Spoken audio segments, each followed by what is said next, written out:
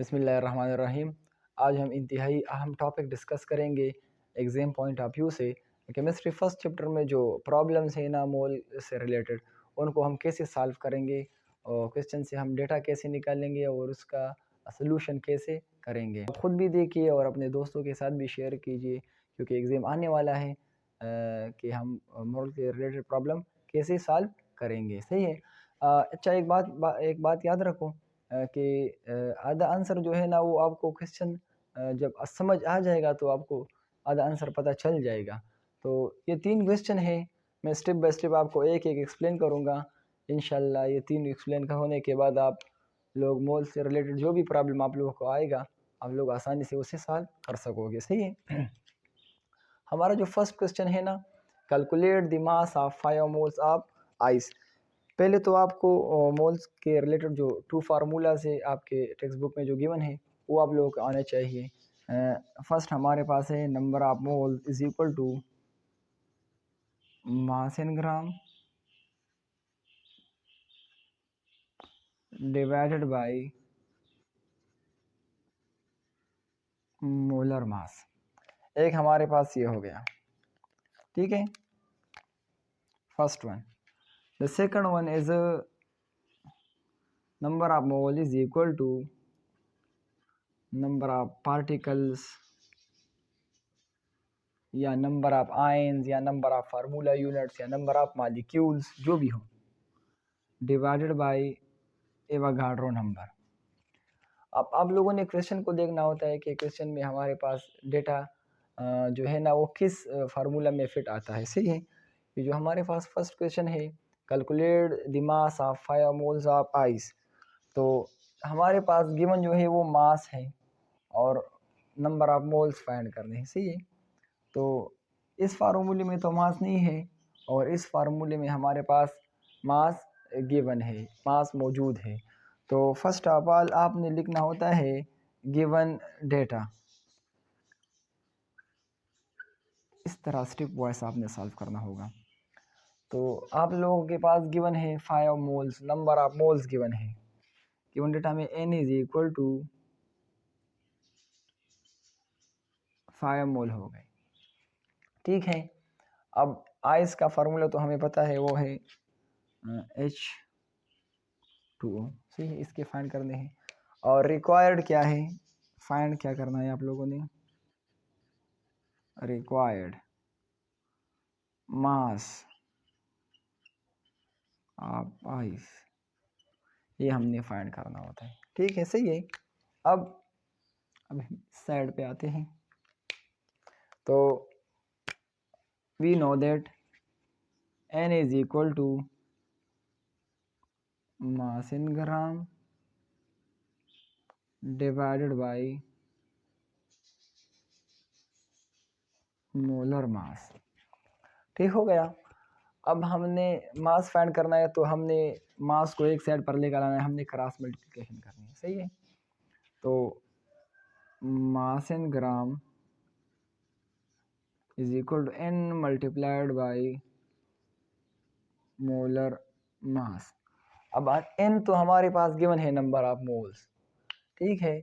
Molar mass हमने find करना होता है। क्या फाइंड करना है, molar mass. So first we find, ये हमारे पास इक्वेशन नंबर 1 हो गया, ये हमारे पास इक्वेशन नंबर 2 हो गया। So first we find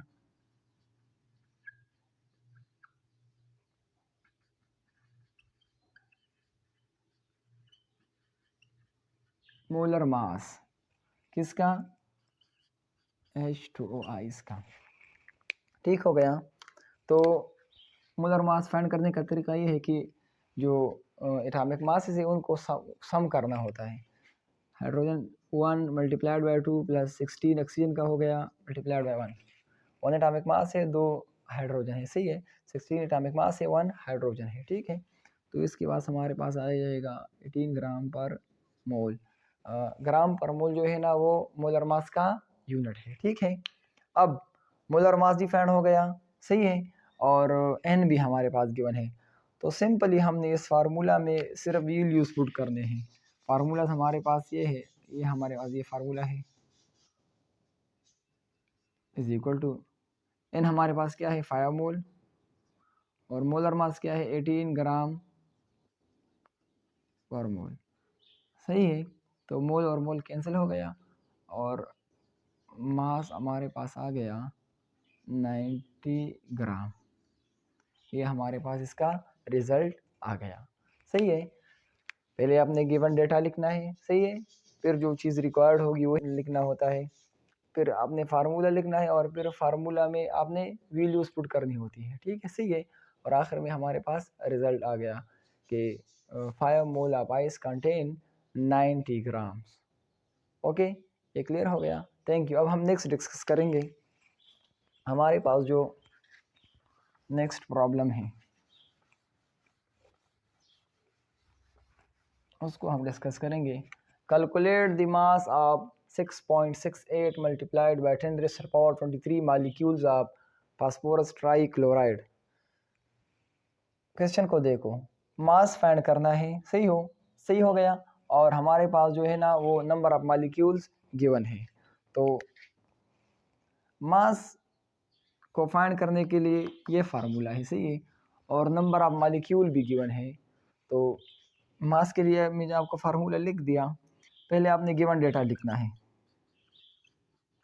given data.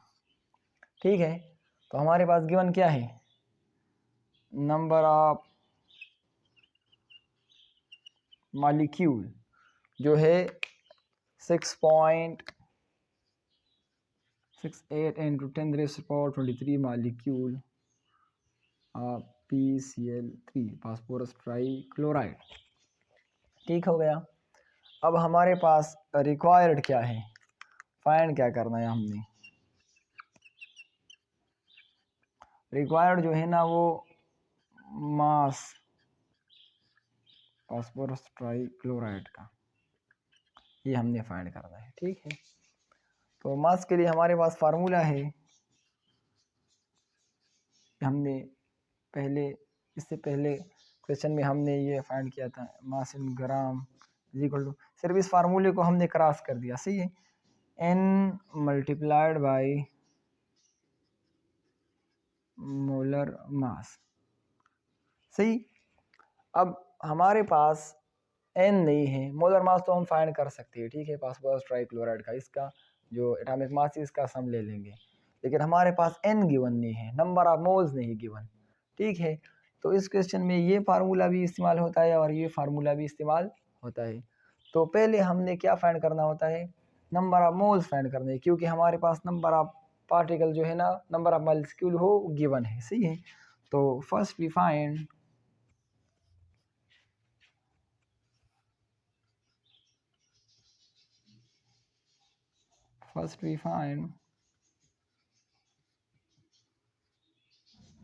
Number of moles find करने हैं, और उसके लिए हमारे पास फार्मूला ये इस फार्मूले में वैल्यूज पुट करनी है।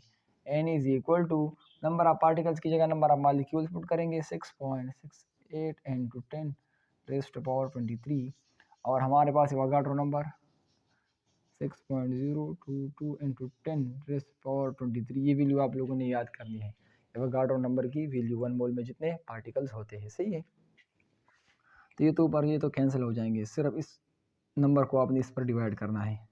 लेट्स सपोज इससे हमारे पास x आ गया, फिर आप लोग सॉल्व कर लो। ठीक है, खुद अपने लिए n हमारे पास x आ गया। ठीक है, अब हमने n हमारे पास फाइंड हो गया, मोलर मास फाइंड करना है फास्फोरस ट्राईक्लोराइड का। Now we find the molar mass of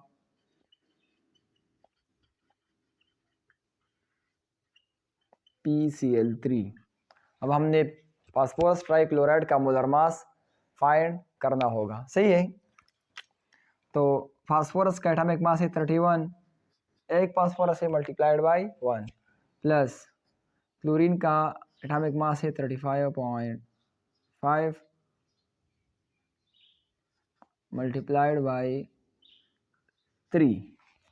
सही है, तो इन दोनों को फिर सम अप करके लेट सपोज हमारे पास आ गया OI। इन दोनों को आपने कैलकुलेट करना होगा कैलकुलेटर से। सही है, तो लेट सपोज हमारे पास x number of moles x आ गया और जो हमारे पास मोलर मास है वो y आ गया।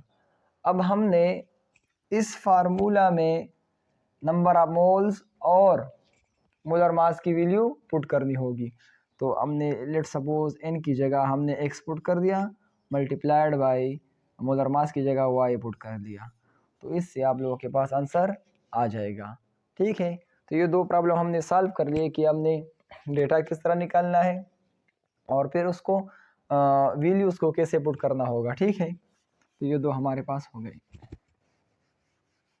क्वेश्चन को आप लोगों ने समझना होगा कि किस डेटा क्या है इसमें और इसमें फाइंड क्या करना है आप लोगों को। जिससे आपको इसकी समझ आ गई तो समझो कि आप लोगों ने आंसर इसका फाइंड कर लिया इजीली। अब हमारे पास तीसरा क्वेश्चन है, calculate the number of moles of 51 gram of butane. Butane का फार्मूला आप लोगों को आना चाहिए C4H10। तो ये तो सिंपली हमारे पास गिवन क्या है, गिवन मास हमारे पास गिवन है ब्यूटेन का 51 ग्राम आ गया। सही है, फाइंड क्या करना है, रिक्वायर्ड क्या है, रिक्वायर्ड हमारे पास है n नंबर ऑफ मोल्स, ये फाइंड कर दें हमने। सही है, फार्मूला हमारे पास ये है। तो मास इन ग्राम हमारे पास गिवन है, मोलर मास फाइंड कर लो। First we find molar mass. Molar mass of butane हमारे पास है, कार्बन का 12 एटॉमिक मास है मल्टीप्लाइड बाई 4 प्लस हाइड्रोजन का 1 है मल्टीप्लाइड बाई 10। तो हमारे पास आ गया 48 प्लस 10 58 ग्राम पर मोल। तो सिंपली हमने हमारे पास जो वैल्यू आ गई, अब हमने फार्मूला में ये वैल्यू पुट करनी है। n is equal to mass in gram क्या है 51 ग्राम, मोलर मास क्या है 58 ग्राम पर मोल। ग्राम ग्राम कैंसिल हो गया, इसको डिवाइड करके लेट सपोज हमारे पास x का आ गया, तो x मोल हमारे पास इसका आंसर आ गया। ये वैल्यू आपने कैलकुलेटर से कैलकुलेट करनी होगी खुद इंशाल्लाह। इस तरह हमारे पास जो Boyle's law, Charles law, molarity और परसेंटेज कंपोजिशन, फिर हमारे पास जो रिडक्शन और ऑक्सीडेशन है, ऑक्सीडाइजिंग या रिड्यूसिंग एजेंट हो, और हमारे पास जो how we find the oxidation number of elements, तो ये हम इंशाल्लाह सारे डिस्कस करेंगे एग्ज़ाम से पहले। तो आप लोग ये क्वेश्चन वगैरह इधर से देख लो, फिर ख़ुद सॉल्व कर लो, प्रैक्टिस कर लो इन पे, क्योंकि इन प्रॉब्लम में से ज़रूर मोल से रिलेटेड कोई प्रॉब्लम आ सकता है, इसके चांसेस बहुत ज़्यादा है। बॉयल्स लॉ, चार्ल्स लॉ के से आ सकते हैं, मोलैरिटी से आ सकते हैं। ऑक्सीडेशन नंबर फाइंड करने का तरीका आप लोगों को आना चाहिए, कैसे ऑक्सीडेशन स्टेट आप लोग फाइंड करोगे, तो इससे रिलेटेड प्रॉब्लम आ सकते हैं। सही है, और चांसेस इसके तकरीबन 90% चांसेस है कि प्रॉब्लम एग्जाम में इससे रिलेटेड प्रॉब्लम आ जाए। Thank you.